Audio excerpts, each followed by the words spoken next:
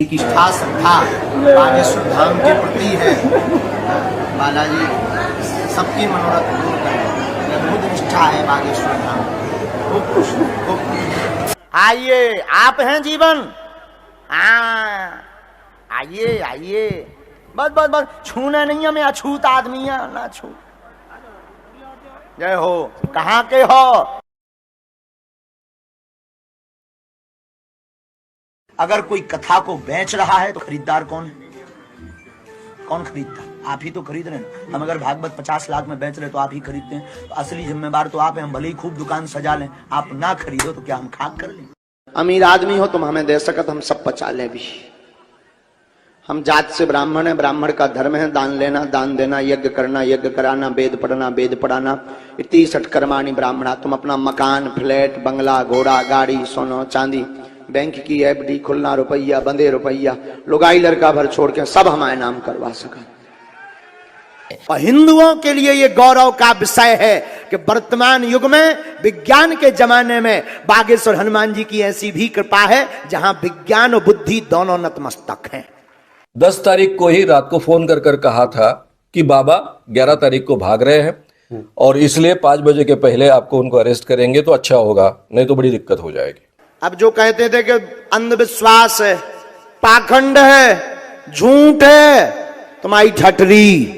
बाबा भाग गए लेकिन उससे बहुत ज्यादा फर्क नहीं पड़ता है। अभी भी इस बाबा को कहीं भी जाकर उनको अरेस्ट किया जा सकता है। ये धर्म विरोधी लोग हैं, जो धर्म विरोधी होते हैं। हम 7 दिन वहां झंडा गाड़ने, तब उनको बाप मर गए तो हाँ, तब नहीं उन्हें हम ध्यान आए। 7 दिन उनके मूड पे झंडा, 2 दिन दरबार, प्रेत दरबार, तब का होगा तो कौन चुड़ियां पहन रही थी। अब अबे भी दरबार लग रहा, बागेश्वर धाम पे लगेगा, रायपुर में। ये हिंदुओं से अगर तुम अभी नहीं जागे तो ये तुम्हें अपने गांव में भी भोगना पड़ेगा। इसलिए निवेदन है कि सब हिंदू एक हो जाओ और पत्थर मारने वालों के घर पर बुलडोजर चलवाओ। हाँ हाँ, और कुछ दिन बाद हम भी बुलडोजर खरीदने वाले हैं। अब पैसा नहीं है इतना, वरना हम भी बुलडोजर खरीदेंगे और जो राम के काज पे और सनातनीय महात्माओं पर, संतों पर और भारतीय सनातनीय हिंदुओं पर पत्थर चलाएगा, हम बुलडोजर उसके घर पर चलाएंगे।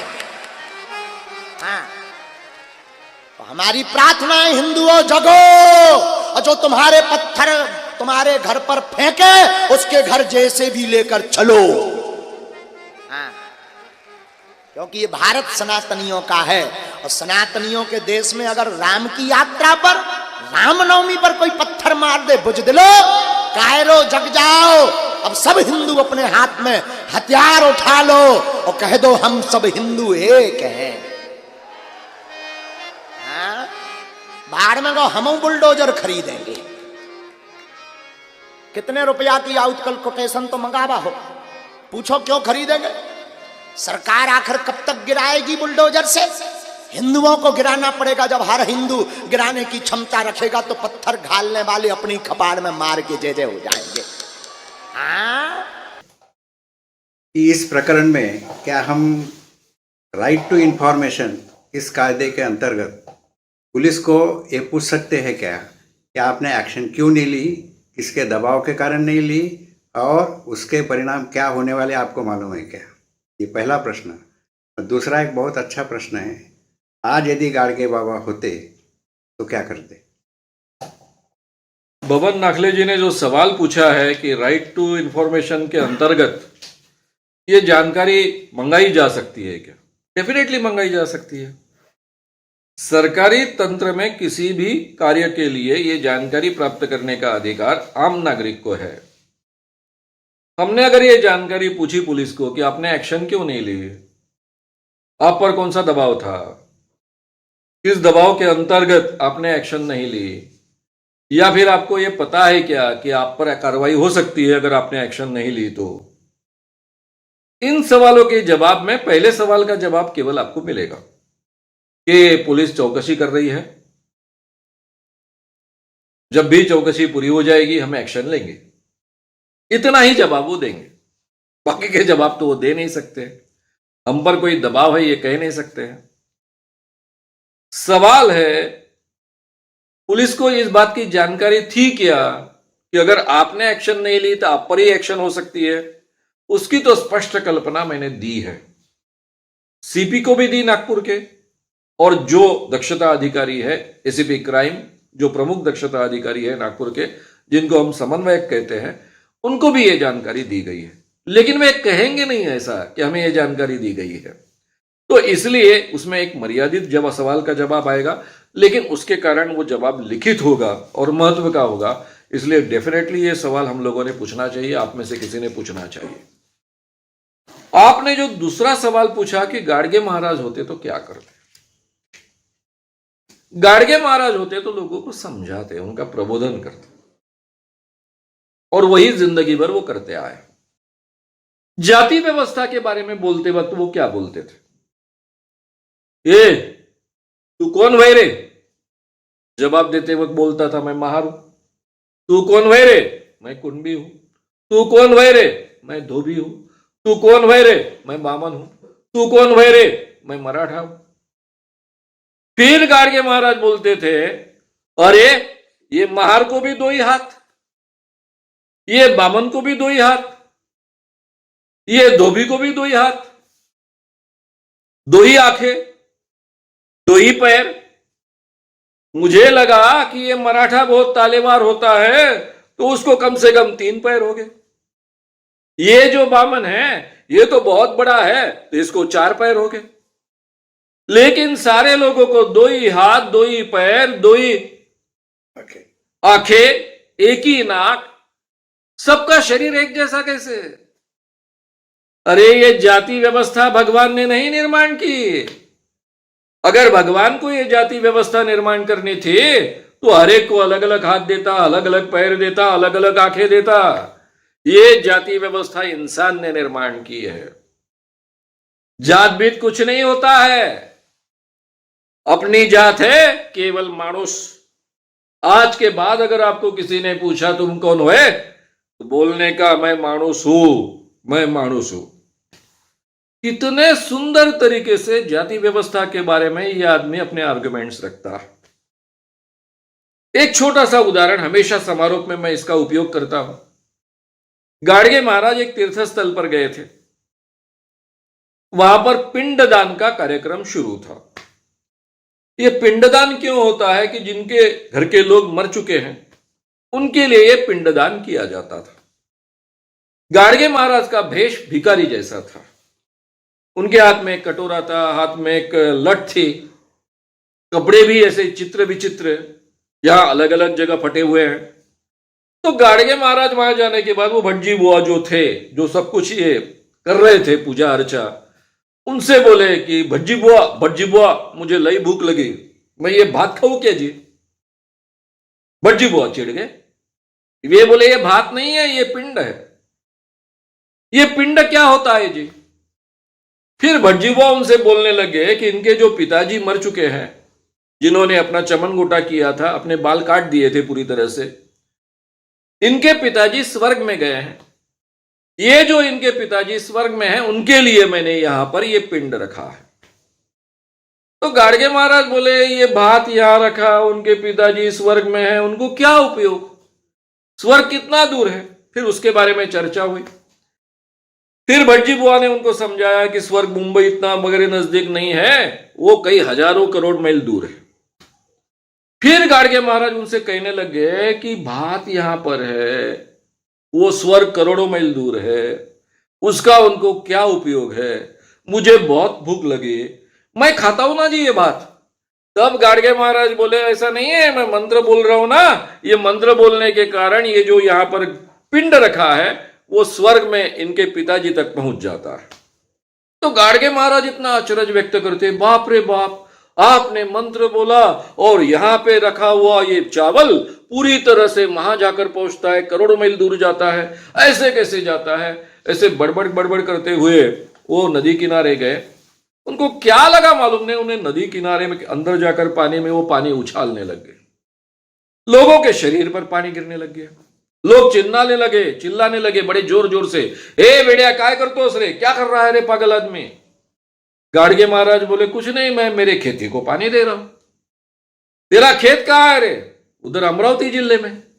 कितना दूर है रे यहां से? होगा वह 4 से मील दूर।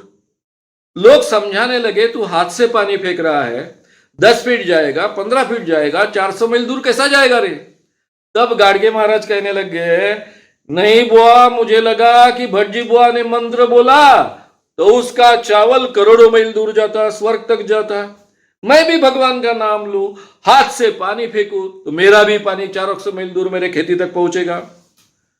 मित्रों, गाडगे महाराज अनपढ़ आदमी, एक भी क्लास न पढ़ा हुआ, कितने सुंदर तरीके से आर्ग्यूमेंट करते थे।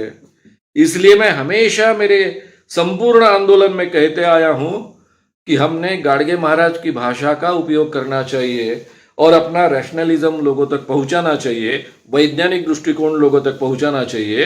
तो ये गाडगे महाराज का जो प्रबोधन का काम है, वही काम हम लोग कर रहे हैं, अखिल भारतीय अंधश्रद्धा निर्मूलन समिति कर रही है, और वही काम महाराष्ट्र शासन का जादू टोना विरोधी कानून प्रचार प्रसार अंमलबजावनी समिति ने इफेक्टिवली करना चाहिए, ऐसा मैं मानता हूं और उसी के लिए प्रयत्नरत हूं। बाबा जी को पगड़ी पहनानी है तो दीजिए 2.5 लाख रुपए।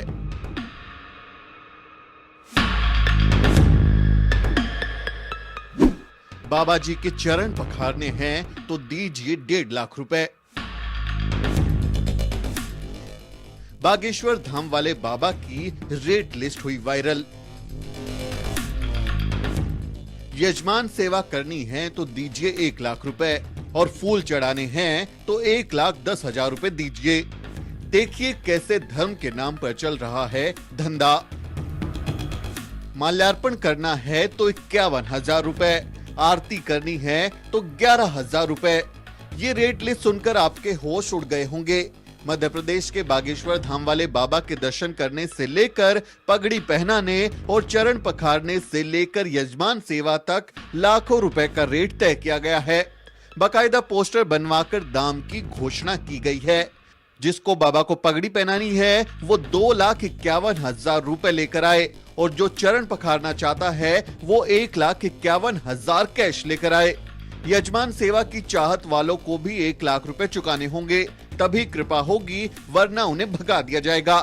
अगर कोई चाहता है कि बाबा पर फूल बरसाए जाएं, तो 1,10,000 रुपए के करारे नोट लाने होंगे। कोई माला पहनाने की हसरत लिए दरबार में आता है तो 51,000 रुपए लाना जरूरी है। आरती तक करने के लिए 11,000 रुपए का रेट लगाया गया है। संतों की तिलक सेवा के लिए भी 5,100 रुपए देने होंगे। ये किसी महंगे शोरूम में ब्रांडेड कपड़े या सामान का दाम नहीं है, बल्कि धर्म के नाम पर चल रही दुकान में भक्ति का सौदा है। अपने उल झुलूल बयानों और हरकतों के लिए कुख्यात बागेश्वर धाम के बाबा की तस्वीरों वाले ये पोस्टर सोशल मीडिया पर खूब वायरल हो रहे हैं।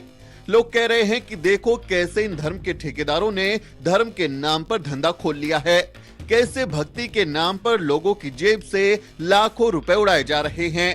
सोशल मीडिया पर खिंचाई हुई तो बागेश्वर धाम ने मामले से किनारा कर लिया। बागेश्वर धाम की ओर से बयान जारी कर कहा गया कि यूपी के ललितपुर में जिन लोगों ने कार्यक्रम रखवाया था उन्होंने ही ऐसी रेट लिस्ट जारी कर दी। बागेश्वर धाम ने कहा कि रेट लिस्ट का पता चलते ही उन्होंने कार्यक्रम कैंसिल कर दिया। लेकिन सवाल उठता है कि अगर रेट लिस्ट वायरल नहीं होती तो क्या फिर भी कार्यक्रम कैंसिल होता? वैसे ये बाबा तो खुलेआम कहते हैं कि वो घर बार सोना चांदी सब पचा सकते हैं। सुनिए। अमीर आदमी हो तुम हमें दे सकत हम सब पचा ले भी।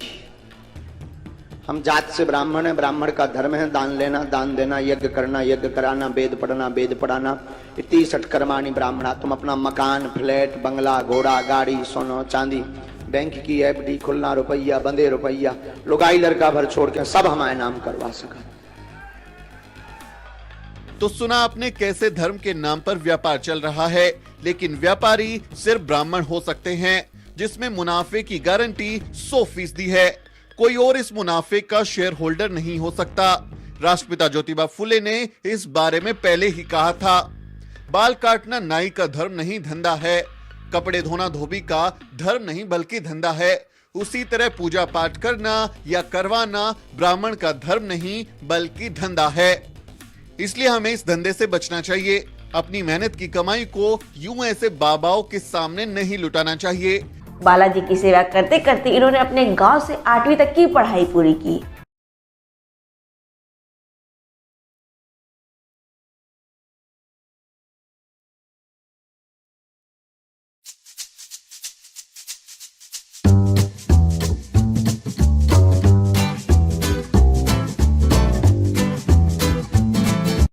आइए आइए, बस बस बस, छूना नहीं है, मैं अछूत आदमी है, ना छू।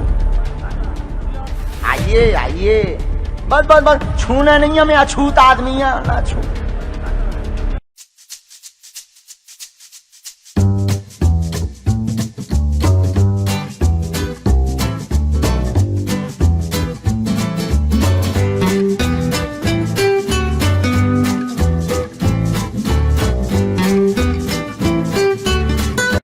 आइए आइए, बस बस बस, छूना नहीं है, मैं अछूत आदमी है, ना छू। आइए आइए, बस बस बस, छूना नहीं है, मैं अछूत आदमी है, ना छू।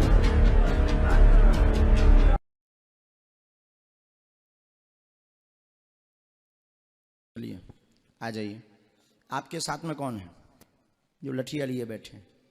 आ जाइए आ जाइए।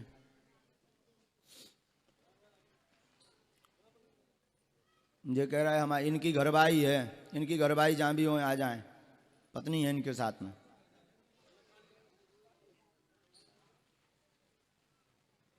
शीघ्र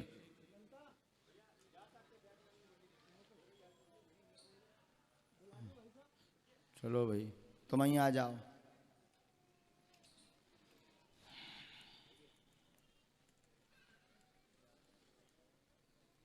बागेश्वर धाम की, बालाजी सरकार की, सन्यासी बाबा की।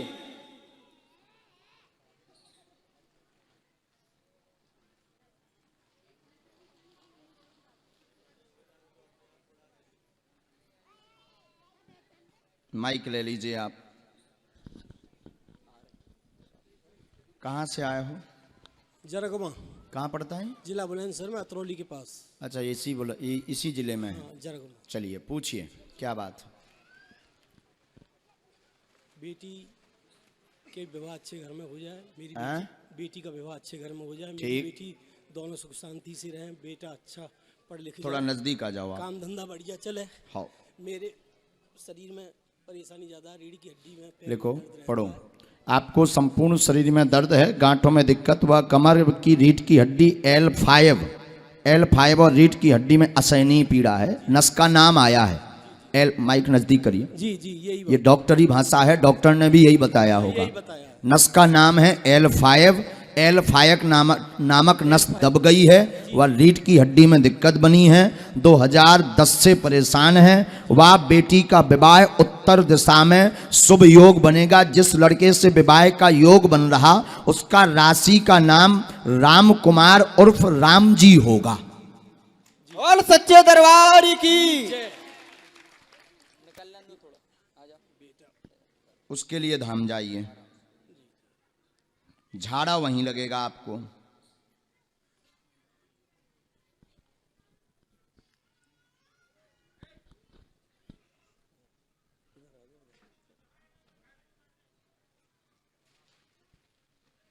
जो मंत्र लिखा इसकी 9 माला करनी है, धाम की पेशी करनी है। रीढ़ की हड्डी में जो दबाव बना हुआ है उसके लिए आप लौंग का तेल ले आएं, काला वाला। हम आपको उसकी दवाई बना दे भी। बागेश्वर बालाजी कृपा कर हैं। बच्ची के पैर के अंगूठा से लेकर सिर तक नाप के आप पीली रेशम ले आना। एक प्रयोग करना है, उसकी कुंडली में दोष है।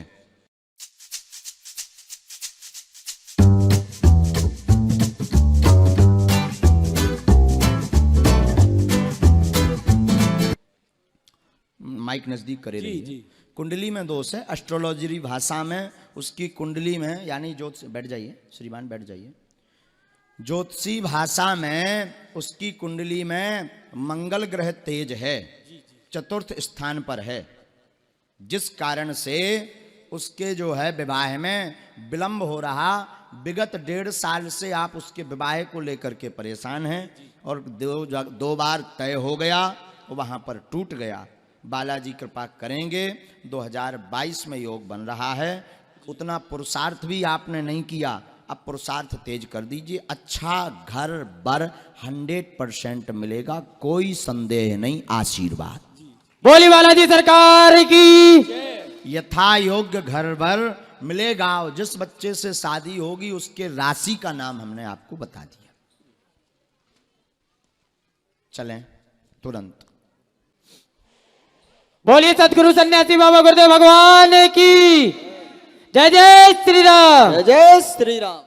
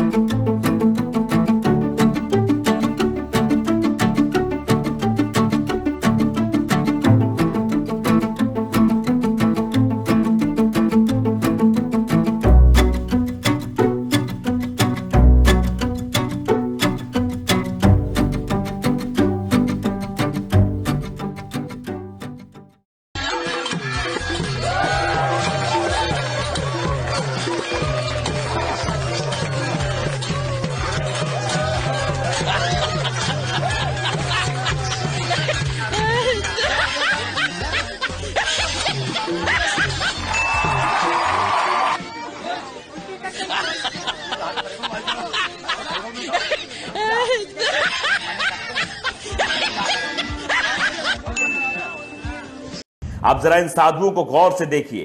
ये तकरीबन 28 साधु ऐसे हैं जो पकड़े गए हैं। ये भगवाधारी चोला धारण किए हुए हैं। ये सिर्फ बच्चों को इसलिए किडनैप करते थे कि उनका किडनी निकालकर बाद में उन्हें ऐसे ही छोड़ दिया जाए। आप समझिए कितने बेरहम इंसान हैं ये, जो पुलिस की गिरफ्त में इस वक्त दिखाई दे रहे हैं। ये पूरा जो माजरा है वो बताया जा रहा है कि बनारस का है। बनारस यानी मोदी जी का संसदीय क्षेत्र, और गांव जो है वो बीरापट्टी गांव है, जहां 28 साधु किडनी चोरी करके बच्चों को मौत के घाट उतारते हुए रंगे हाथ पकड़े गए।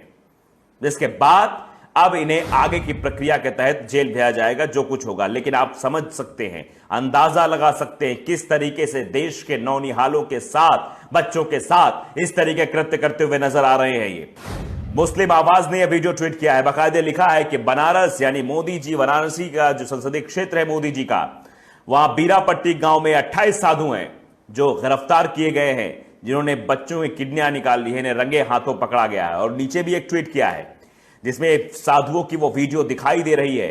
उस वीडियो में साफ तौर पर दिख रहा है कि कैसे वो साधु बैठे हुए हैं। और मुस्लिम आवाज ने ट्वीट करते हुए लिखा भी है, ये है वो सभी 28 साधु जिन्होंने बच्चों के जिस्म काट कर किडनी निकालकर उन्हें मार डाला है, यानी उन्हें मौत के घाट उतार दिया है। तो आप ऐसे भगवाधारी साधुओं से भी सावधान रहने की जरूरत है। ये आपके पास आएंगे और बच्चों को बहलाएंगे, फुसलाएंगे, लालच देंगे और फिर लेकर जाएंगे, उन बच्चों की किडनी निकाल देंगे और बच्चों को मार देंगे। ये आसपास ऐसे लोग बहुत घूमते हैं। आप समझिए किस तरीके का ये बहुत बड़ा सवाल उठा है कि आखिरकार इस तरीके कृत्य चल रहा था और अभी तक ये बात किसी को पता नहीं लग पाई। बच्चे गुम होने की रिपोर्ट तो आसपास दर्ज ही होती रहती है, बहुत सारी खबरें आती रहती है, बच्चा चोरी हो गया उसकी FIR दर्ज कराई जाए, ये सब हुआ। लेकिन अब ये समझ में आया कि आखिरकार ये बच्चे जाते कहां हैं, ये अपने आप में बड़ा सवाल है। वो जो मार्मिक दृश्य है जिसमें बच्चों की लाशें हैं, उसे हम दिखा भी नहीं सकते आपको। उसके देखने के बाद आपका मन भी विचलित हो जाएगा। और कुछ गाइडलाइंस भी हैं जिनके थ्रू हम उन तस्वीरों को आपके सामने सीधे तौर पर प्रस्तुत नहीं कर सकते। लेकिन अंदाजा आप लगाइए किस तरीके से मेरा अवसर सौभाग्य रहा है कि जीवन में जब कोई नहीं जानता था, उस समय से बापू के आशीर्वाद मुझे मिलते रहे हैं। मल्ल नाम दिया मेरे, मोदी मल का है, मल मतलब मजबूत। હું પૂજ્ય બાપુના ચરણોમાં નતમસ્તક થઈને કહું છું કે આપના આશીર્વાદમાં સામર્થ્ય છે कि हमारे परम पूज्य आशाराम बापू को जो दैवी शक्ति प्राप्त हुई है, जिस परमात्मा ने उनके अंदर जो शक्ति समाहित की है, उसी का ही यह करिश्मा था।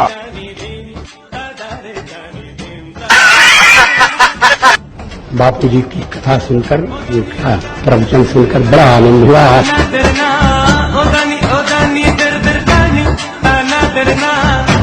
कि मेरे लिए परम सौभाग्य की बात है कि आज बापू जी का आशीर्वाद मिला आज आपसे मिलने की तड़फ इतनी जबरदस्त थी कि अगर आप कहीं जाते तो मैं भी पीछे पीछे चला आता। बापू के पास तभी जाऊंगी जब बापू चाहेंगे, क्योंकि जब तक संत नहीं चाहते हैं आप उनके पास पहुंच ही नहीं सकते।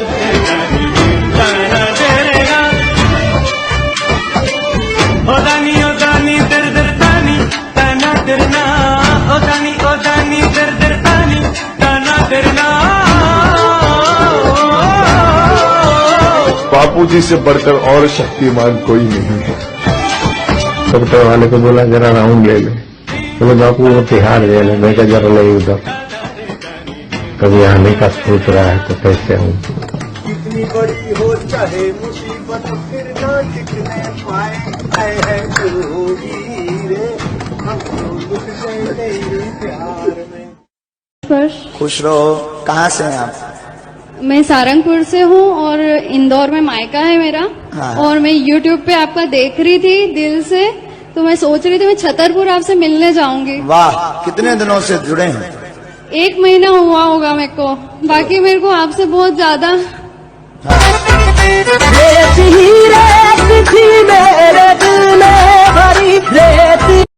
सबका ये विधान है, ब्राह्मण खाएगा तो ही आपके पूर्वजों तक पहुंचेगा, वो ब्राह्मण के मुख से ही जाता है। ये विधान शास्त्रोक्त विधान है, ईश्वर की तरफ से विधान है कि आपको ब्राह्मण को भोजन कराना है, तब जाके पूर्वजों तक पहुंचेगा। वो ब्राह्मण ही आदान प्रदान करता, खाया और वहां पहुंचाया। अब कैसे पहुंचाया? जैसे बैंक, आपने यहां डाला, वहां तुरंत मैसेज चला गया कि पैसे आ गए। जैसे हमारी व्यवस्था बैंक की है, अमेरिका में पैसा पहुंचाना है तो उसके खाते में 1000 रुपए डाल दो, वहां पहुंच गया, तुरंत मैसेज जाएगा।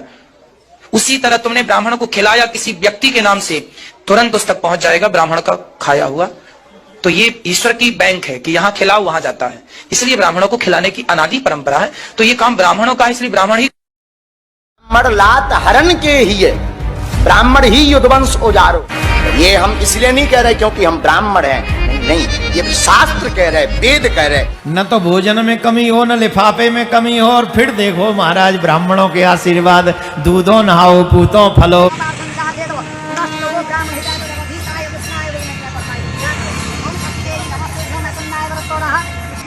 वेद न पढ़ा हो, शास्त्र न पढ़ा हो, कोई ज्ञान नहीं हो, सारे गुणों से विहीन हो, फिर भी ब्राह्मण पूजनीय होता है।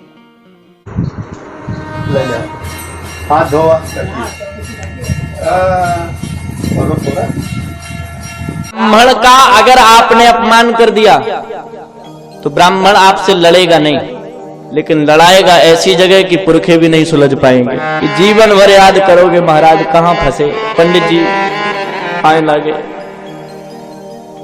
तभी तो पंडित जी मिले तो तुरंत उनको प्रणाम करते हम लोग ना। इसलिए कथावाचक यानी कि ईश्वर और उनके भक्तों के बीच के बिचौलिए किस तरीके से जाति वर्चस्व की पुनर्स्थापना के लिए एक जाति को ईश्वर से ऊपर यानी कि बता रहे हैं कि ब्राह्मण से परमेश्वर हारो, ब्राह्मण धरती का देवता है। ये मैं नहीं कह रहा हूं। बागेश्वर धाम के नाम से अपना ठीक ठाक व्यवसाय फैला चुके धीरेन्द्र कृष्ण शास्त्री को सुनिए। बुरा न मानना, हम जातीयवादी नहीं हैं।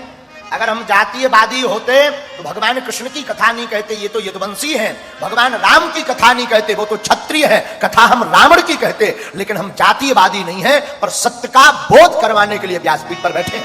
इस शख्स के अंदर का जातिवाद देखिए, जहां कथा में बैठ करके अपनी जाति बता रहा है, अपनी जाति को श्रेष्ठ भी बता रहा है, ब्राह्मण को जगत गुरु भी बता रहा है, और आपके तथाकथित ईश्वर को जातियों में भी बांट रहा है। जरा सरा सी बात पर भावनाएं आहत करने वाले इन लोगों की भावनाएं इसमें आहत नहीं हो रही कि आपके भगवानों की जाति बता रहा है ये शख्स, और जिस श्री कृष्ण को यदुवंशी बता रहा है, अगले डायलॉग में यह भी कहता है कि ब्राह्मण ने यदुवंश का सर्वनाश किया, ब्राह्मण ही यदुवंश उजारो। और जिन राम को क्षत्रिय बता रहा है, आगे वो ये भी कहता है कि क्षत्रिय का नाश भी इन्हीं ब्राह्मण देवता ने किया था। जरा सुनिए। ये हम इसलिए नहीं कह रहे क्योंकि हम ब्राह्मण हैं, नहीं, ये शास्त्र कह रहे, वेद कह रहे। एक महात्मा हमें बताया करते थे, ब्राह्मण लात हरण के ही है, ब्राह्मण ही युद्धवंश उजारो, ब्राह्मण शोक समुद्र लियो, ब्राह्मण ही क्षत्रिय दल मारो, ब्राह्मण पैठ पताल चलो, ब्राह्मण ही 60,000 जारियो, ब्राह्मण से मत बैर करो, कोई ब्राह्मण से परमेश्वर हारो।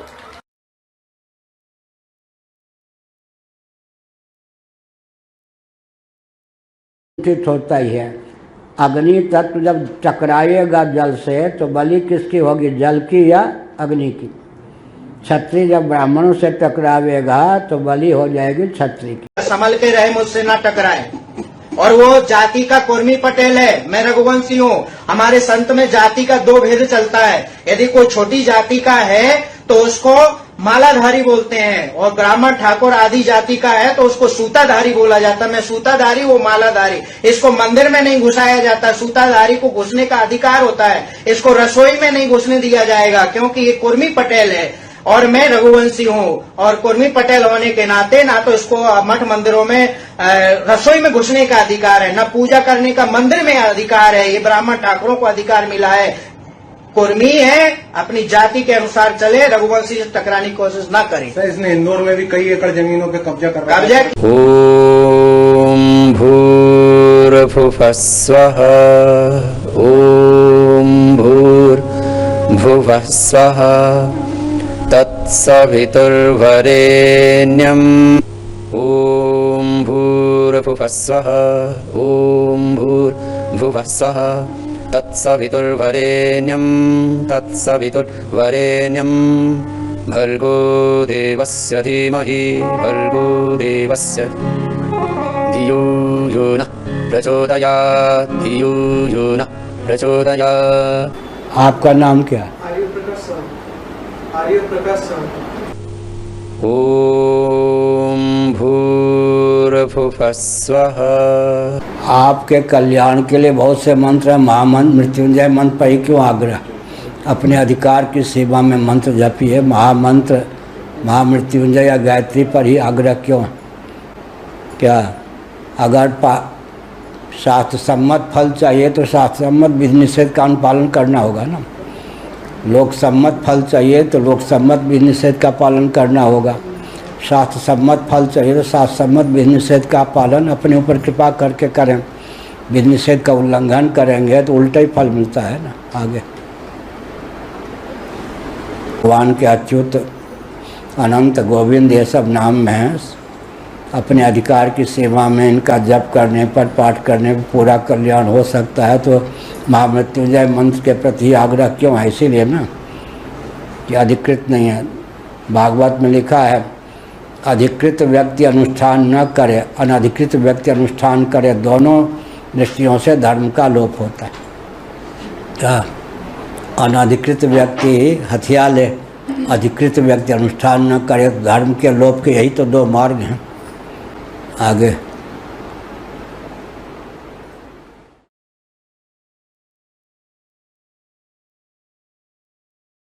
भ्यो वंश ऋषिभ्यो नमो महद्भ्यः सर्वोपप्लवरहितः प्रज्ञान घन प्रत्यगर्थो ब्रह्मैवाहमस्मि। नारायणाखिल गुरो भगवन् नमस्ते शिवाय नमः शिवलिंगाय नमः। तन्मे मन शिव संकल्पमस्तु सर्वे भवन्तु सुखिनः। श्री राम जय राम जय जय राम।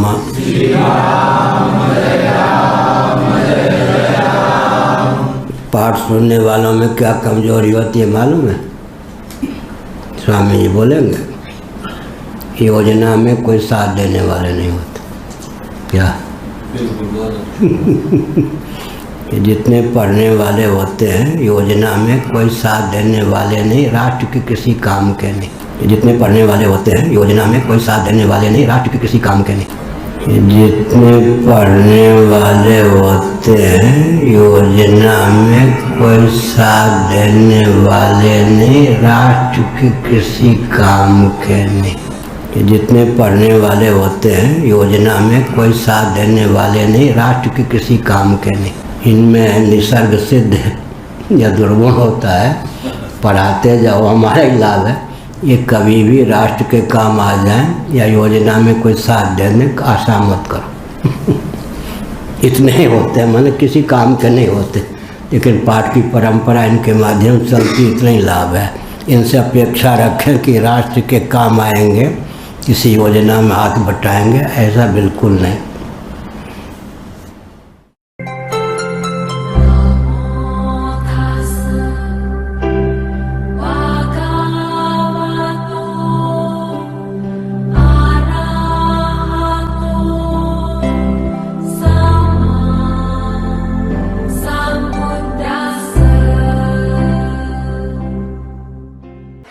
अब तमाम भक्तों का तर्क होगा कि वेद पुराण शास्त्रों में कुछ भी गलत नहीं लिखा है, ये बिचौलिए अपनी ढंग से उसको गलत व्याख्या कर देते हैं। तो जरा जन्मजात श्रेष्ठता के घमंड में चूर इस ब्राह्मण के मुख से सुन लीजिए कि एक एक बात जो धीरेन्द्र कृष्ण शास्त्री ने कही है, वो एक एक लाइन कौन कौन से ऋषि महर्षि ने कही थी। ब्राह्मण पैठ पताल छल्यो बली, ब्राह्मण 60,000 को जार्यो कपिल मुनि, ब्राह्मण 100 समुद्र लियो अगस्त ऋषि, ब्राह्मण ही यदुवंश उजार्यो दुर्वासा ऋषि, ब्राह्मण लात हनी हरि केवुर भृगु महाराज, ब्राह्मण क्षत्रिय को दल मारो परशुराम जी भगवान, ब्राह्मण से कोई बैर करो मत, ब्राह्मण से परमेश्वर हारो। इसका सबसे शर्मनाक पहलू यह है कि जहां ब्राह्मण कथावाचक द्वारा यदुवंश के समाप्त करने का श्रेय ब्राह्मणों को दिया जा रहा है, वहीं इस वीडियो को बनाते समय एक खबर मेरे हाथ लगी। जितेंद्र यादव जो डिप्टी कमिश्नर के पद पर हरियाणा में तैनात हैं, पेपर की कटिंग बताती है, वो कह रहे हैं कि माता पिता गुरु और ब्राह्मण को पूजना चाहिए। मतलब अपने पूरे समाज को शिक्षा दे रहे हैं कि मैं पढ़ लिख कर यहां तक जरूर पहुंच गया, लेकिन लोचना इनके चरणों में ही है। एक ब्राह्मण कथावाचक सीधे सीधे आपके जाति के खिलाफ कह रहा है कि आपकी जाति का सर्वनाश ब्राह्मणों ने ही किया था। इसके बावजूद आप मूर्खता में पड़े हैं। आपकी माताएं, बहनें और बेटियां यहां पहुंच करके ताली बजा रही हैं। इससे और एक हैरत की बात बता देता हूं। देवकी नंदन ठाकुर महाराज, कहीं ठाकुर शब्द से आप गलतफहमी ना पाल लें, तो देवकी नंदन अपने कथावाचन में ही बता रहा है कि मैं ब्राह्मण हूं, और ब्राह्मणों को किस तरीके से श्रेष्ठ बताते हुए यह भी कह रहा है कि ब्राह्मणों को लिफाफा दे दो, अच्छा भोजन करा दो, तो वो आशीर्वाद दे देते हैं। बोले जब जजमान जबरदस्त प्यारा सा श्रद्धा के साथ भोजन बनाते हैं, तस्मई खिलाते हैं, अब मालपुआ खिलाते हैं, जो भी अच्छा अच्छा खिलाते हैं, और जब फिर उसके बाद में दक्षिणा दे देते हैं, और दक्षिणा देकर जब जजमान चरणों में प्रणाम करते हैं, तब ब्राह्मण कहते हैं आहा जजमान आज तो आनंद आ गया। न तो भोजन में कमी हो, न लिफाफे में कमी हो, और फिर देखो महाराज ब्राह्मणों के आशीर्वाद, दूधो नहाओ पूतो फलो। इतनी जलालत झेलने के बाद भी अगर अंदर का जमीर ना जागा हो, तो एक उदाहरण ये और देख लीजिए। अगर ब्राह्मण के कुल में हम जन्म लेते हैं तो वो कोई साधारण बात नहीं है, क्योंकि ब्राह्मण को इस पृथ्वी पर देवता का रूप बताया है शास्त्रों ने। रामायण में तुलसीदास जी ने स्पष्ट लिखा कि पूजिए विप्र सकल गुण हीना। वेद ना पढ़ा हो, शास्त्र ना पढ़ा हो, कोई ज्ञान नहीं हो, सकल गुण हीना, यानी कोई गुण ना हो, सारे गुणों से विहीन हो, फिर भी ब्राह्मण पूजनीय होता है। अब भगवान ने जो लिखा उसको भी हम ना माने तो ये तो अज्ञानता हो गई ना। शूद्र चाहे कितना भी वेदों का ज्ञाता क्यों ना हो, शास्त्रों का ज्ञाता क्यों ना हो, शूद्र कभी पूजनीय नहीं हो सकता। अगर मामला धंधे का नहीं है, तो वो लोग जो कहते हैं कि शास्त्रों वेदों का अध्ययन करने वाले को पंडित कहा जा सकता है, तो फिर यामिनी साहू जैसी कथावाचिका को छत्तीसगढ़ में क्यों विरोध का सामना करना पड़ा? क्यों ब्राह्मण समाज के लड़कों ने उनको फोन करके कहा कि तुम शूद्र हो, कथा वाचन नहीं कर सकती हो? मामला धंधे का ही है कि अगर हमारे धंधे में ही पिछड़े और दलित वर्ग के लोग आ गए तो फिर हमारी रोजी रोटी का संकट खड़ा हो जाएगा। इसीलिए बेचैन कथावाचक कथा में आई हुई महिलाओं को समझाने की कोशिश कर रहे हैं कि ब्राह्मणों से ही सब कुछ कर्मकांड करवाओ, तभी तुम्हारा भला होगा। एक बात बताओ, ब्राह्मण अगर कर्मकांड करना बंद कर दें तो तुम्हारे घरों में क्या होगा? ब्राह्मणों के मुख से मंत्र, ब्राह्मणों के द्वारा किया हुआ अनुष्ठान ही आपको सच्चा फल देता। ब्राह्मणों की पूजा, ब्राह्मणों का आदर, ब्राह्मणों का सत्कार क्यों होता है? लोग किसी वजह से विशेष तौर पर ब्राह्मणों को टारगेट कर रहे हैं आजकल।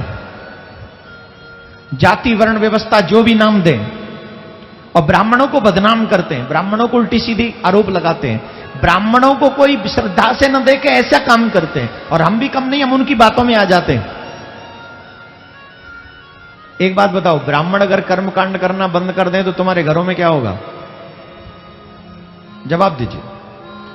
कोई भी ब्राह्मण अगर कर्मकांड ही ना करे, तुम्हारे बुलावे पे आवे ही ना, कथा सुनाने वाले ब्राह्मण हो ही ना, क्योंकि कहते हैं ब्राह्मणों के मुख से वेद मंत्र, ब्राह्मणों के मुख से मंत्र, ब्राह्मणों के द्वारा किया हुआ अनुष्ठान ही आपको सच्चा फल देता। और आई स्वेर में इसलिए बिल्कुल नहीं कह रहा हूं क्योंकि मैं ब्राह्मण हूं, वेद कह रहा है तो मैं कह रहा हूं, और वेद ही धर्म का संविधान है। ब्राह्मण क्या कर सकते हैं? बोले एक बात बताओ, आप देवताओं से पार पा सकते हो? पा सकते हो? जवाब दो। पा सकते हो? नहीं पा सकते? तो क्या है? बोले देवाधीनम जगत सर्वम। ये जितना भी विश्व है देवताओं के अधीन है। जहां देवराज इंद्र ज्यादा बरस जाएं तो डूब के मर जाते हैं, जहां ना बरसे वहां भूख से मर जाते हैं। हां या ना? आंधी तेज आ जाए तो मर जाते हैं, हवा न चले तो मर जाते हैं, गर्मी बढ़ जाए तो मर जाते हैं, सर्दी बढ़ जाए तो मर जाते हैं। हां या ना? तो हमारा जीवन किसके अधीन रहा? जोर से बोलो। बोले देवताओं के अधीन। बोलो किसके अधीन है? प्रकृति के अधीन। प्रकृति देवता ही संचालित करते हैं। पवन देव पवन चलाते हैं, अग्निदेव अग्नि का निर्वाहन करते हैं, और जो है इंद्रदेव जल की वृष्टि सबको कहते हैं। तो देवाधीनम जगत सर्वम, ये पूरा विश्व देवताओं के अधीन है। देवताओं के अधीन है। और देवता मंत्राधीनम च देवता, वो देवता मंत्रों के अधीन है। किसके अधीन है देवता? सूर्याय नमः, चंद्राय नमः, राहुवे नमः, केतुवे नमः, ये वे नमः, वो वे नमः, पितृदेवो भव। है सबरे देव मंत्रों से ही स्वाहा, मंत्रों से ही आहा, है ना? भगवान नारायण ने एक बात बहुत अच्छी कही, कह दूं कि नहीं? जितना प्रसन्न में स्वाहा स्वाहा से नहीं होता, जितना प्रसन्न में ब्राह्मणों की आहा आहा से होता हूं। बोले आहा आहा ब्राह्मण कब करते हैं? बोले जब यजमान जबरदस्त प्यारा सा श्रद्धा के साथ भोजन बनाते हैं, तस्मई खिलाते हैं, अब मालपुआ खिलाते हैं, और क्या खिलाते हैं? थोड़ा बहुत ढोकला खिलाते हैं, और जो भी अच्छा अच्छा खिलाते हैं। और जब फिर उसके बाद में दक्षिणा दे देते हैं, और दक्षिणा देकर जब यजमान चरणों में प्रणाम करते हैं, तब ब्राह्मण कहते हैं आहा यजमान आज तो आनंद आ गया। न तो भोजन में कमी हो, न लिफाफे में कमी हो, और फिर देखो महाराज ब्राह्मणों के आशीर्वाद, दूधो नहाओ पूतो फलो, अरे गंगा जमुना तक बारी फुलवारी बढ़े तुम्हारी, और भैया जुग जुग जियो, स्वर्ग तक तुम्हारा नाम जाए, तुम्हारे पितृलोक में इतना आशीर्वाद तो तेरे पूर्वज नहीं देके गए जितना ब्राह्मण देव एक लिफाफे में और एक जो है क्या नाम है सिर्फ एक समय के भोजन में दे गए। क्या ये झूठ है? ना, यही सच है। कैसे? बोले सुनो। क्या सुनो? देवाधीनम जगत सर्वम मंत्राधीनम च देवता, ते मंत्रा ब्राह्मणम आधीन, ते मंत्रा ब्राह्मण आधीन, तस्मात् ब्राह्मण देवता। क्या? बोले वो मंत्र किसके अधीन है?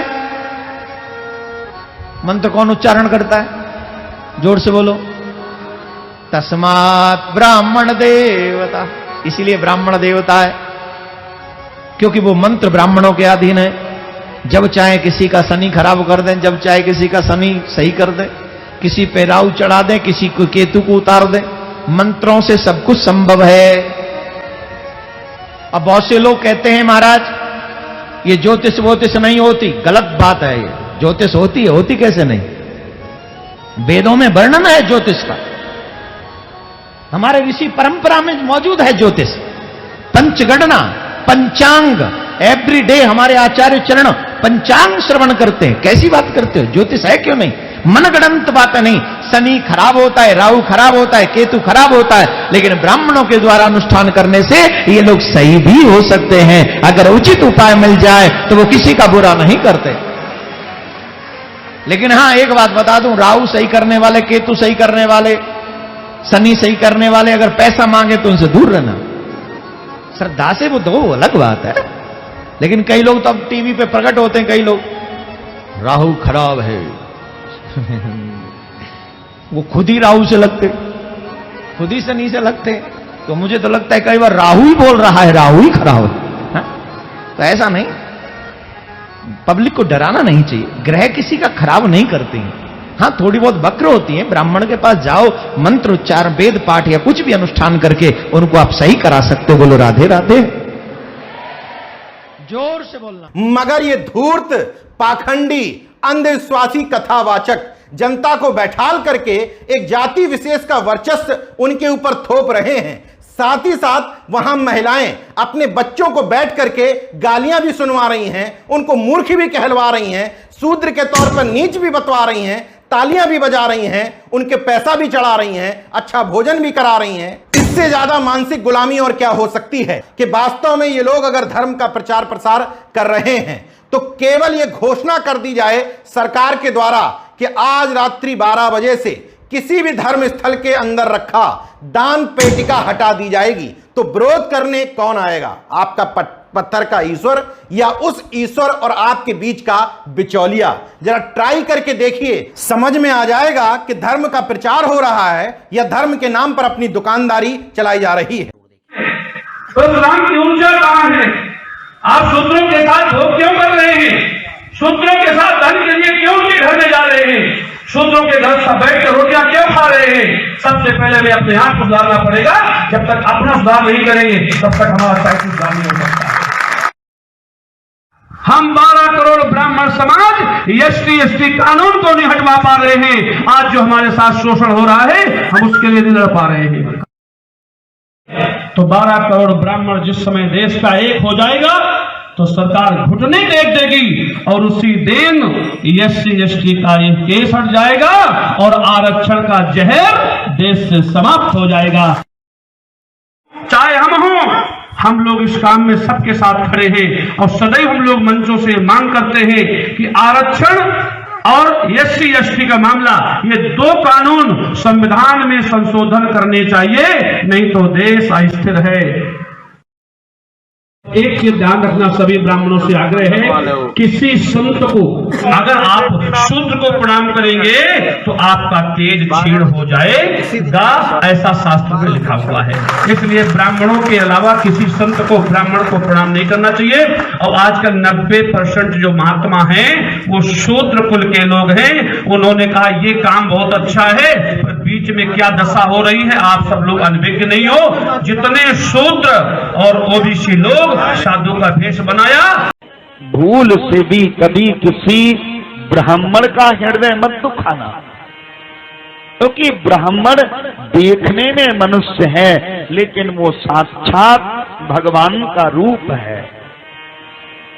भगवान कहते हैं पुत्रो नापी हालाहलम मन्ये विषम यस्य प्रतिक्रिया। मैं हलाहल जहर को भी जहर नहीं कहता, क्योंकि हलाहल जहर को केवल खाने वाला मरता है, लेकिन ब्राह्मणों का धन तो वह जहर है। अगर एक बार किसी ने ब्राह्मण का धन हर लिया तो भगवान कहते हैं उसकी तो 7 पीढ़ियां नरक में डूब जाया करती हैं। स्वदत्ताम परदत्ताम च ब्रह्म वृत्ति हरेक्षया 60 वर्ष सहस्राणी विष्टाया जायते क्रमी। अपने द्वारा दी गई हो या दूसरे के द्वारा दी गई हो, ब्राह्मण को जो वस्तु दान में दे दी, एक बार भी उस पर अपना अधिकार न समझे। अगर ऐसा अधिकार समझता है कोई तो भगवान कहते हैं उसे 60,000 वर्ष तक विष्टा का कीड़ा बनना पड़ता है। ये भागवत की वाणी है।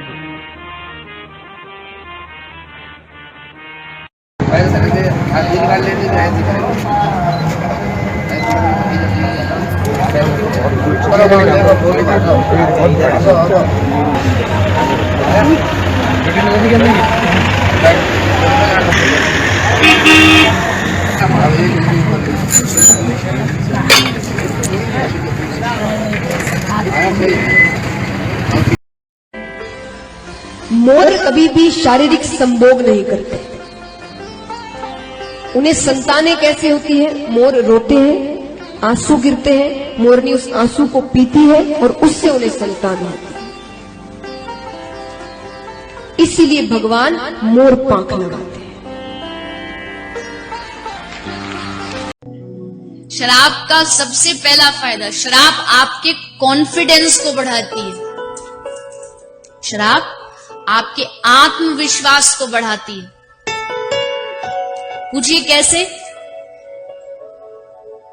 पूछो तभी बताऊंगी, नहीं तो नहीं बताऊंगी। इसीलिए किसी को नाचने का शौक हो पर शर्म से नाच नहीं रहा हो, बस 2 ढक्कन पिला दो। ऐसा नाचेगा कि उसके सामने माइकल जैक्सन भी फेल है।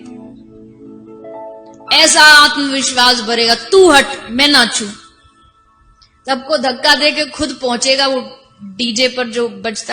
भगवा छाएगा, रामराज फिर आएगा, हर घर भगवा छाएगा, रामराज फिर आएगा। एक ही नारा, एक ही नाम, जय श्री राम, जय श्री राम। एक ही नारा, एक ही नाम, जय श्री राम, जय श्री राम।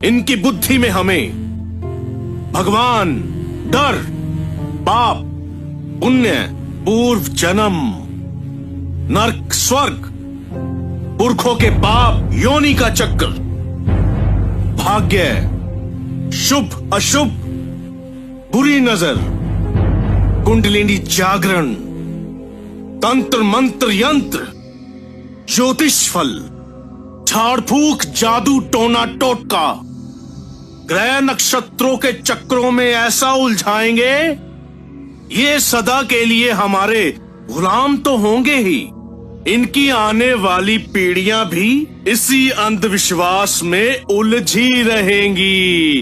वाह वाह गुरुजी वाह, आपकी महान बुद्धि को कुमार इंद्र का शत शत प्रणाम। लेकिन कुमार इंद्र, एक बात का ध्यान रहे, अगर हमें इनका शोषण और इन पे शासन करना है तो इनकी बुद्धि, शिक्षा, धन और संपत्ति के अधिकार से दूर रखना होगा। आप निश्चिंत रहिए गुरुजी, ऐसा ही होगा। और इन्हें उलझा कर रखना है धर्म, कर्मकांड और अंधविश्वास में। जी गुरुजी।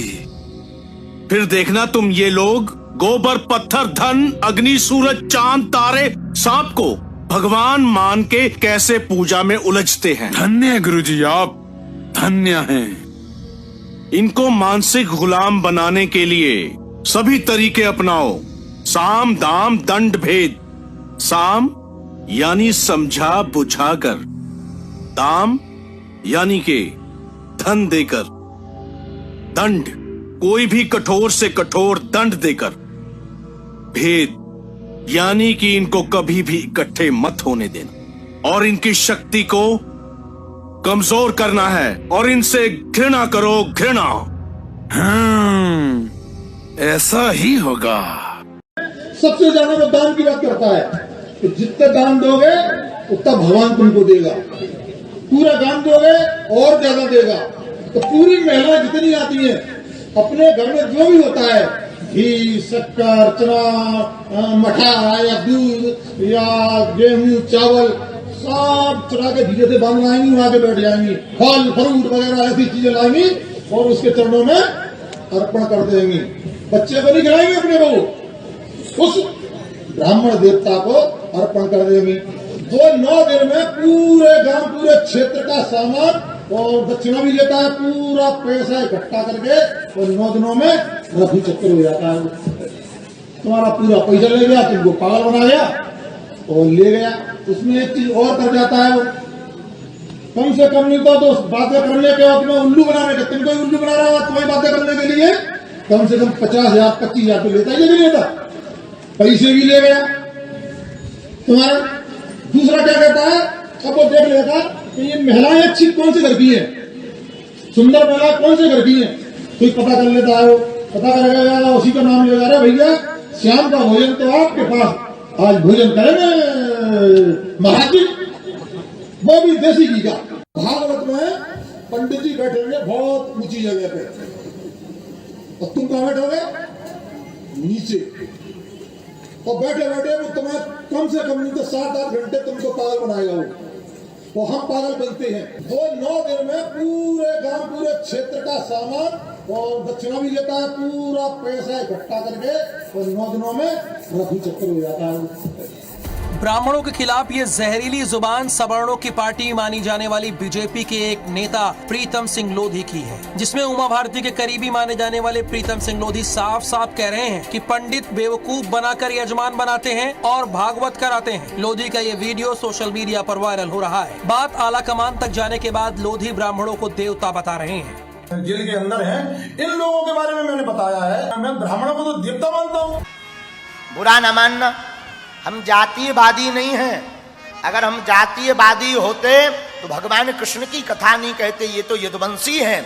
भगवान राम की कथा नहीं कहते, वो तो क्षत्रिय है, कथा हम रावण की कहते। लेकिन हम जातीयवादी नहीं हैं, पर सत्य का बोध करवाने के लिए व्यासपीठ पर बैठे हैं।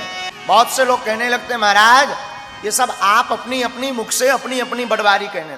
अभी एक तथाकथित मध्य प्रदेश में एक वीडियो वायरल हुआ है, एक कोई तथाकथित नेता है बहुत बड़े, उसकी ठटरी बरे, उसने वीडियो में कहा कि ब्राह्मण और कथावाचक 8 घंटे बर्बाद करते हैं। सार क्या निकलता है, नकटा तोरो बाप निकरत।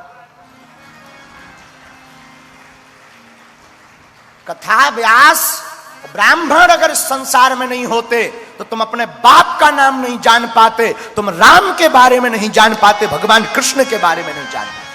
जातिवाद को मानने वाले दुनिया में सिर्फ 111 करोड़ लोग हैं और दुनिया का 783 करोड़ वाली पॉपुलेशन में बाकी का 672 करोड़ लोग। क्या तुम हरामजादाओं से नाम रखवाते पाखंडी 8वीं फेल मूर्ख। बौद्धवाद का दशरथ जातक कथा से रामचरित्र और घात जातक कथा से कृष्ण चरित्र चुराकर उनका कहानी और चरित्रों से छेड़छाड़ करके उनको अश्लील और जातिवादी बनाकर उनके नाम को बेच के खाने वाले शातिर धूर्त लुटेरे हमें राम और कृष्ण के बारे में बताता है। खानदानी चोर लुटेरे ठगों के वंशज, पहले ये तो जान लेता तेरे खानदानी चोर लुटेरे शातिर धूर्त पूर्वज राम और कृष्ण को कहाँ से चुराया था।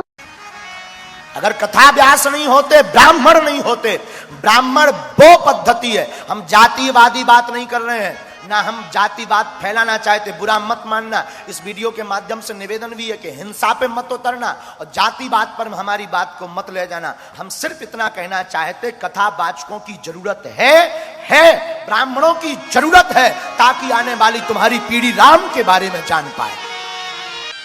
एक कथा के आयोजन से कितने लोगों को लाभ नहीं। तुम कहते कथावाचकों की क्या जरूरत, मूर्ख ठटरी के बरे नकटा, मुझे मिल जा मैं मसल दूंगा तुझे। मूर्ख ठटरी के बरे नकटा, मुझे मिल जा मैं मसल दूंगा तुझे। मूर्ख ठटरी के बरे नकटा, मुझे मिल जा मैं मसल दूंगा तुझे।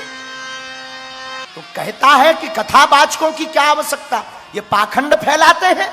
कथावाचकों की आवश्यकता है, इस देश में लाखों लोगों का घर बच जाता है कथा सुनने से। नशा छोड़ देते हैं कई लोग, मदरा पान करना छोड़ देते हैं कई लोग, गंदा भोजन करना छोड़ देते हैं। कभी बागेश्वर धाम का पता करना, बीना सागर मध्य प्रदेश और अनेक अनेक जिलों में जहां जहां कथा हुई वहां 50% लहसुन प्याज और मांस की बिक्री कम हो गई। नांगेली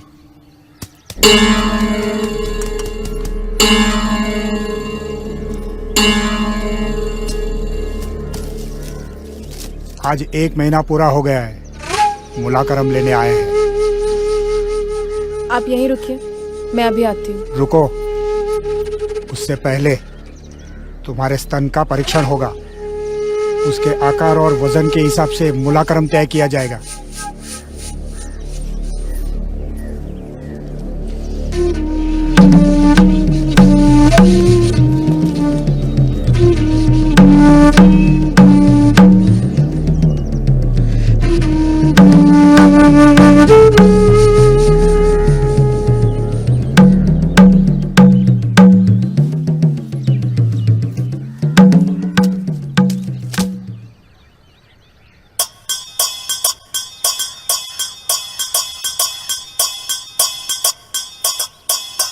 अब सबक मिलेगा इसे। ये कौन है? नांगेली की सहेली है। ये लीजिए, आपको स्तन का कर चाहिए था ना, आप स्तन ही ले लीजिए। जब स्तन नहीं रहेगा तो कर किस चीज का लेंगे? लीजिए, ले जाइए इस मांस के टुकड़े को। अरे ले जाइए ना।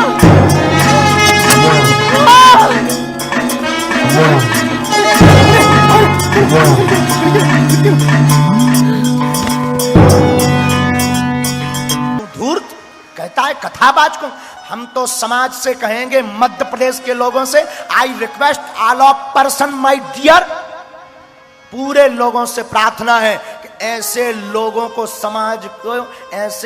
समाज से बहिष्कृत करना चाहिए और जनता जनार्दन से निवेदन है कि ऐसे लोगों को मजा चखाना चाहिए।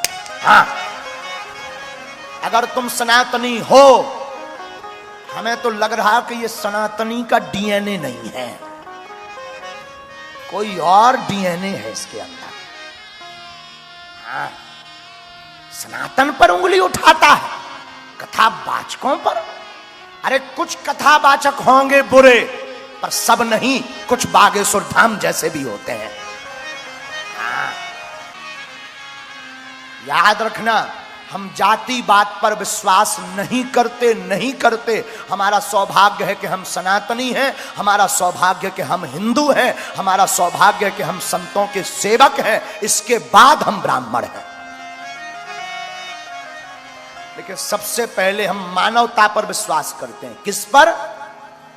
इसलिए हमारी समाज से प्रार्थना है, सब समाजों से, ऐसे लोग जो सबको एक नंबर में लाइन में लगाते हैं। उसने सबके लिए बोला है, सब ब्राह्मणों के लिए बोला है। इससे देश में खुरापात फैलती है, हिंसा फैलती है। हमारा निवेदन है मध्य प्रदेश के उस तथाकथित व्यक्ति के लिए कि वो आए, समाज से माफी मांगे और लौटकर कभी भूल ना करे, वरना कभी अगर तुम हमारे चक्कर में या राउंड में फंस गए तो ठठरी ठठरी ठठरी।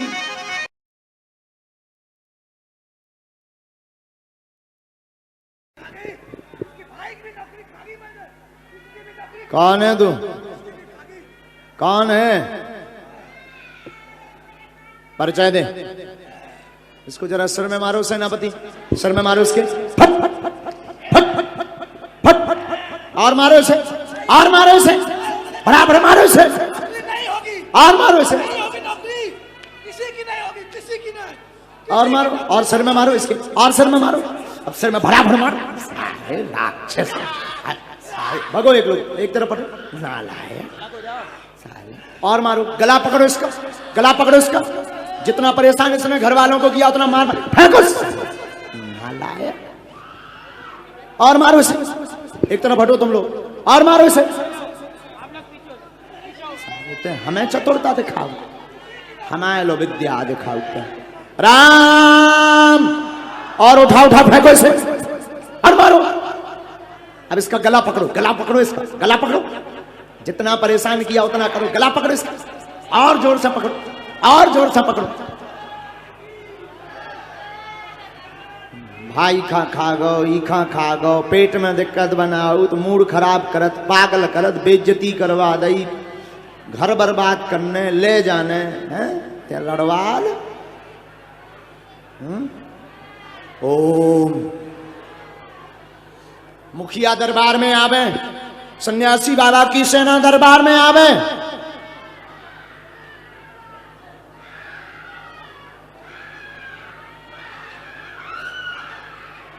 बोलो सन्यासी बाबा की है। उठा फेंकते रहो इसे। जितना परेशान रोगी को किया है उतना ही इसको करो। कैसी बैरबासा न बनत, चुड़ैला बनत, गुरु की भेजी बनत। टांगों से मार के सर में मारो इसके, और मारो इसके, और मारो इसके, और मारो इसके, और इसकी दुर्गति करो मार के। बागेश्वर। वर्ण संकरता जानते हैं क्या होती है? वर्ण संकरता ये होती है कि लड़की हिंदू है और लड़का मुसलमान, और फिर तुम्हारी जब संतान होगी तो क्या होगी? वो उसको तुम क्या हिंदू नाम दोगी, मुसलमान ना, वो घर का रहना घाट का। यही वर्ण संकरता है। लड़की है ब्राह्मण और ब्राह्मण की लड़की या ब्राह्मण का लड़का किसी अन्य, ब्राह्मण क्षत्रिय वैश्य शूद्र, ब्राह्मणों का विवाह ब्राह्मणों में होना चाहिए, क्षत्रियों का विवाह क्षत्रियों में, वैश्य का विवाह वैश्य में, शूद्र का विवाह शूद्र में। यदि ब्राह्मण का विवाह ब्राह्मण में ना होकर किसी के साथ हो जाता है तो उसकी जो संतान होगी वह वर्ण संकरी कहलाएगी। वर्ण संकरता क्या है? वह संतान आने वाले भारत के लिए नुकसानदायक है। इसलिए हमारे यहाँ गायों की भी नस्ल नहीं बिगाड़ी जाती। गिर गाय है तो गिर का ही सीमन रखा जाएगा। यदि क्रॉस हो गई, उसी तरह ब्राह्मण क्षत्रिय वैश्य 4 लोग हैं, यदि तुम एक दूसरे से क्रॉस हो गए तो तुम्हारी संतान दोगली कहलाएगी, जैसे हमारे सामान्य भाषा में वर्ण संकरी कहते हैं। ये हरामजादे ना खेत को जाते हैं ना कोई ढंग का काम करते हैं। साले काल्पनिक कहानी सुना के लोगों को मानसिक गुलाम बनाकर उनसे बैठ के धन लुटते हैं और ज्ञान देते हैं हम लुटेरों से रोटी बेटी का रिश्ता मत रखना, क्योंकि हम खानदानी चोर हैं। सालों खुद अनाज पैदा करो, कपास सियो और मकान बनाओ, तब पता चलेगा तुम्हारा औकात क्या है। इनकी फंडिंग रोक दो, तब पता चलेगा इनका असली औकात। फिर देखते हैं उनका दया देवी कितना प्रभावशाली है। Exactly, this cow bring it from Australia and now civilization. Its production now, for example, 14,500. So, today all the Indians are wearing their sacred thread. No, this is not for all Indians. Then? Only for us. Us? Sorry, I can't understand. Only we Brahmins wear this one. How many people in India wear this? I think about 3% of the total population. Why are you wearing this? We Brahmins are superior in community. Community? Caste. There are so many castes in India. We are a forward and superior caste. That's why we wear it. Did your Brahmin caste invent the electric bulb? No. Did your community people invent the airplane? No. Did your people invent computers? No. Motor car? Bicycle? No, nothing. Then how are you being superior? We are the representatives of God. Are you the sales rep of the gods? Who gave you this post? What post? You told me that Brahmin post. Is it a president post? No, it's more than a president's post. Who Who had given this post to you? We are supreme by birth. How can one become superior by birth than others? Is it other people are non-superior? Yes, Who told? our holy books. Which book is that? Manu Dharma. So your holy book says 3% are superior and 97% are non-superior. What a shit holy book is that?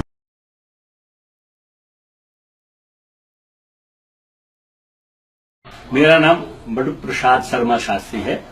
उसके बाद शास्त्र को आधार मानने वाला होने के नाते मैं कट्टर हिंदू ब्राह्मण हूँ, छुआछूत जात पात मानता हूँ। हमारे ईश्वर ने बनाया, उसी ने शूद्र बनाया, उसी ने ब्राह्मण बनाया, उसी ने क्षत्रिय बनाया, उसी ने विधान बनाया। उसने कहा कि देखो ये काम इसको करना है, ये काम इसको करना है। शूद्र जाति मिली क्यों? स्त्री जाति मिली क्यों? काला रंग हुआ क्यों? गोरा रंग हुआ क्यों? ये सब हमारे यहाँ जन्म जन्मांतर के कर्मों का फल है। देखो वो जो दिव्य पुरुष है, वेद विराट पुरुष है, उसके ब्राह्मणों से मुखमाशीत, उसके मुख से ब्राह्मण पैदा हुआ, ठीक है। बाहु राजन्यः, बाहु से क्षत्रिय, ऊरु तदस्य वैश्यः, पेट से यहाँ ये जो स्थान है ना, यहाँ से वैश्य पैदा हुआ। पदभ्याम शूद्रो अजायत, पैरों से शूद्र अजायत बने पैदा हुआ, ठीक है। वेद कह रहे हैं, ये वेद की माने जो हमारी वेद माता है वही सृष्टि का विधान वही बताती है, ठीक है। तो शास्त्र जो शास्त्र की दृष्टि से जो देखा जाएगा वही ठीक होगा और कोई ठीक नहीं होगा। इधर देख, ठोकर लगी किसको? शूद्र को। शूद्र है, 15 में शुद्ध हो जाता। ठोकर लगी शूद्र को, चिल्लाया कौन? ब्राह्मण मुख चिल्लाया, रे बाप रे जान, कौन चिल्लाया? और क्षत्रिय तुरंत लगा उसको उपचार करना, सब लग गए एक दूसरे में। ऐसे ही हमारी वर्ण व्यवस्था है। आपको जो है भारत का जो संविधान है उसके और हमारे जो वेद है उसके बीच में चुनना है आपको। नहीं, हमको भारत संविधान हम नहीं सुनते, हम भारत संविधान को संविधान नहीं मानते। हम भारत का संविधान जो है अशास्त्रीय है। हम इस संविधान को हम अपनी दुर्गति मानते हैं। हमारे यहाँ शास्त्र लिखा है कि मदयो यत्र गच्छन्ति, बुद्धि जहाँ जाती है तत्र गच्छन्ति वानरा, वहाँ पशु जाते हैं। शास्त्राणि यत्र गच्छन्ति, शास्त्र जहाँ जाते हैं तत्र गच्छन्ति मानवा, शास्त्र के बताए हुए मार्ग पर चलने वाला मानव है। Foreigners and people of lower castes to enter the temple and worship Lord Jagannath. Actually, this policy is a very bad policy and it is not supported by the Hindu scriptures at all. In the Bhagavad Gita, Krishna says, Aham Bija Pradapitha, I am the father of all living entities. He never says that I am only the father of the Indians or I am only the father of the Orissa people. He says, all living entities, I am the father. So if Krishna is the father of all living entities and we are all his children, don't the children have the right to enter the father's house? Will the father be happy if his child is turned away by the servant? Certainly not. So Jagannath is not happy about this. Elsewhere in the Bhagavad Gita, Krishna, he describes what is someone who has knowledge. A pandita, what is the definition? He says, pandita samadarshinaha. One who is a pandita, a learned person, he sees all living entities equally. In Puri, the priests, they are known as pandas. It comes from the same word, panda, pandita. It both comes from the root knowledge. So if they are going by this name panda, then they should be having this knowledge, the knowledge of the pandita. Pandita samadarshinaha. They should see equally all living entities. Vidya vinaya sampanne brahmane gabhyasti shunichaiva swapakecha pandita samadarshinaha. Krishna says in the Bhagavad Gita that the learned person, not only the humans, he sees all living entities equally. Gavi, cow, hastani, elephant, shunichaiva swapakecha, the dog and the dog eater. In the Vedic system, one who eats the dog is considered the most unclean. But all of these, Pandita Samadarshinaha, the Pandita, the learned person, he sees them equally. What to speak of Bhagavan, even a learned man will see them equally. Certainly Bhagavan will see them all equally. And the evidence is there in Ramayana also. We have manufactured so many things, untouchable, outcast, so many things we have manufactured to discriminate against the Lord's children. But in the Ramayana, Lord Ram, he left his palace of Ayodhya and came to the forest and undertook so much hardship simply to see his devotee Guha who came from an outcast tribe. According to the Vedic system, he was considered untouchable. But Ramachandra, he left his palace and he came to the forest, undertook all the hardship simply because he loved his devotee Guha. And he embraced him. He never said that you are untouchable, you are born in a lower caste, therefore I should not touch you. No, he embraced him. So this is Bhagavan. He doesn't make any discrimination against any living entity. Elsewhere in the Ramayana, we also find the case of Shabari, who is also considered unclean. And Ramachandra also showed his love to her. And the case of Jatayu, what to speak of humans, Jatayu was considered an unclean vulture, a bird, an animal. But Ramachandra, he personally performed the cremation ceremony for Jatayu because he was his devotee. So we see that Krishna or Jagannatha, he loves his devotees more than anything. And he doesn't discriminate against his devotees. Therefore, it is clear that those who are in charge in the Puri temple administration, they don't have the spiritual knowledge. Only they know how to do the puja, how to ring bells, how to do rituals. But the spiritual knowledge, it is not there. If they had the spiritual knowledge, then Pandita Samatarshina, they should see all the living entities equally and allow all of the Lord's children inside. Why are you calling him as Jagannatha? The name Jagannatha means what? Jagatanatha, who is the Lord of the entire universe. His name is not Indianatha, Bharatanatha, Oriyanatha. This is not his name. His name is Jagannatha. So that means to the entire Jagat, the entire universe, he is the Lord. So the devotees from the entire universe, they have right to come and worship their Lord.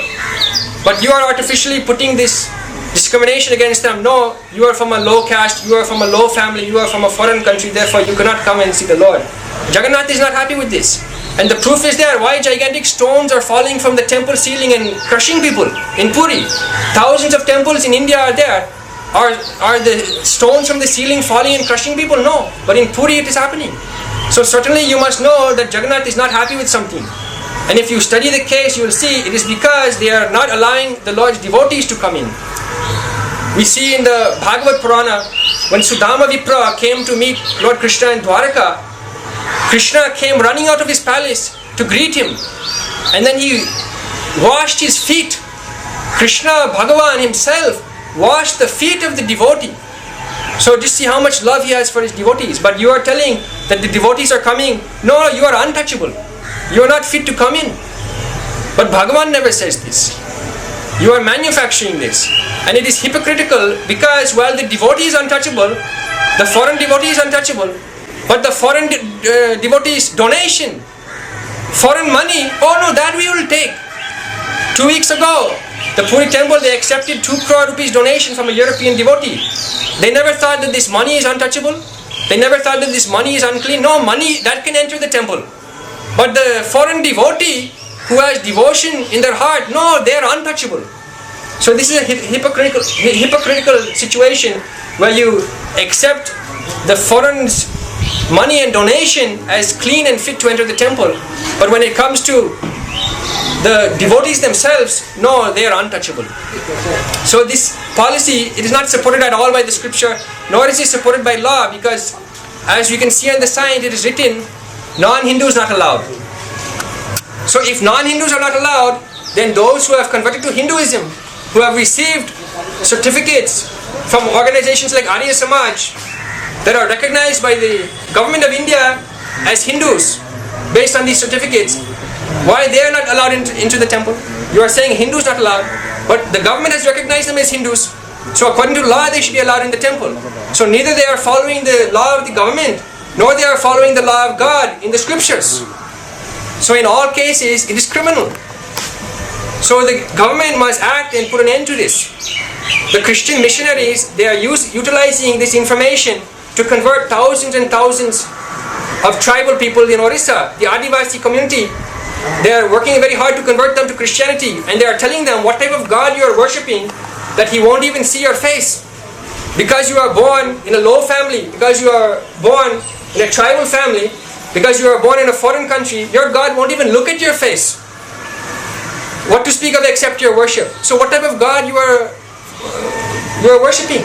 So like this, they are spreading these stories and these rumors, and they are converting so many innocent tribals away from Hinduism to other religions. Therefore, the Puri administration, they are doing the greatest disservice to Hinduism possible.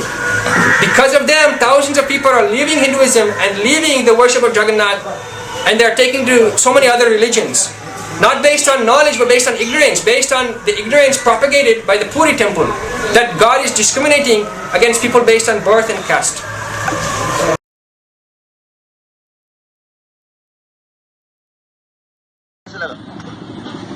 हमसे क्यों लगाएगा? अपने लगा माथे पागल, अपने माथे से लगा। बाबा अपने माथे से लगा। 1 2 3 सब रहनी है आपके पास। अरे ऐसे ही उगड़ते हैं। तमीज हो तुम भी पढ़े, ऐसा तो बोलना जा। पढ़े कितने में? इतने में।